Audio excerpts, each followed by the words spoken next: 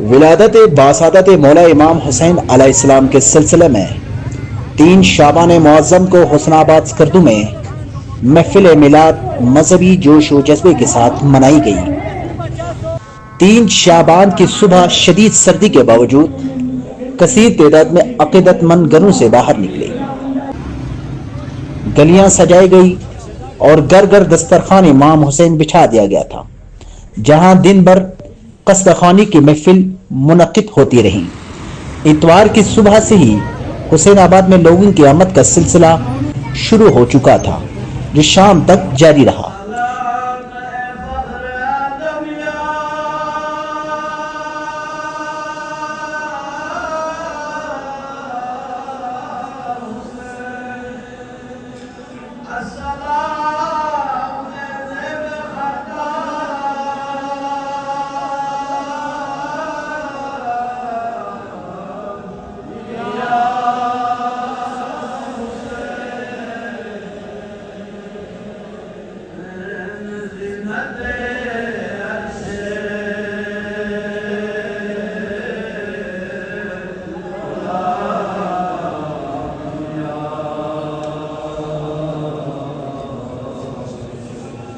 مرکزی امام بارگاہ حسین آباد میں میلاد کی محفل میں معروف اہل سنت عالم الدین محمد حیدر علوی نے خصوصی شرکت کی۔ امامت جیسے صافی چشمے سے انسانیت سیراب ہونے سے محروم ہوتی چلی جا رہی ہے۔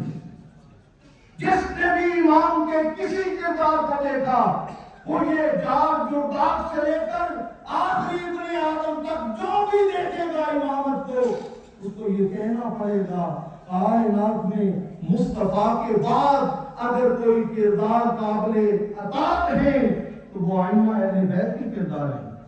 لیکن ہم نے کیا کیا ان کرداروں کے ساتھ؟ ہم نے انہیں محدود سے محدود تر کرتے چلے گئے۔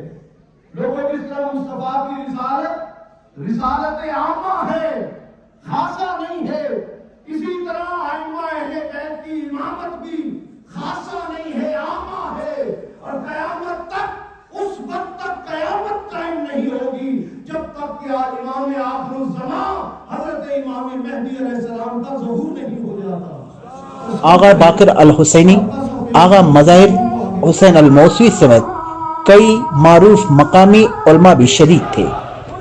اس موقع پر شعراء نے امام علی مقام کے حضور شاعری کے ذریعے اظہار عقیدت کیا، جبکہ منتخبت خوانوں نے اپنی خوبصورت آوازوں کے ذریعے محفل کی رونق میں اضافہ کیا۔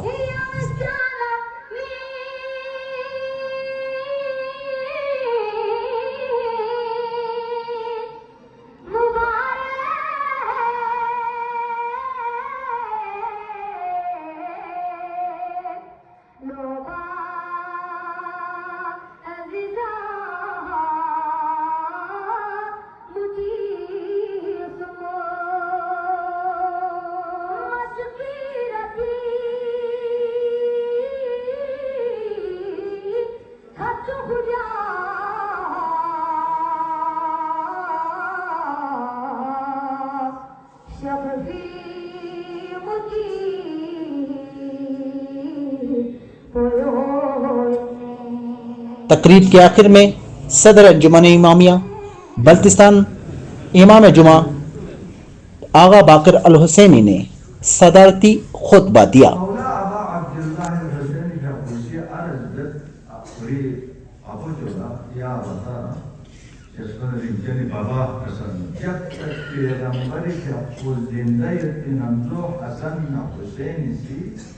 امیر المؤمنین حسن سے قصر بھی ہوتا ابو الحسین، امام حسین قصر بھی ہوتا ابو الحسن، بابا سورج رتا پیغمبر اکرم کیا جب تک پیغمبر زندہ استنمزو کتی مدان در راکیان بابا قصر مبی ہوتا یہ اس کے جب کو فرمانا خیاسر اسلامو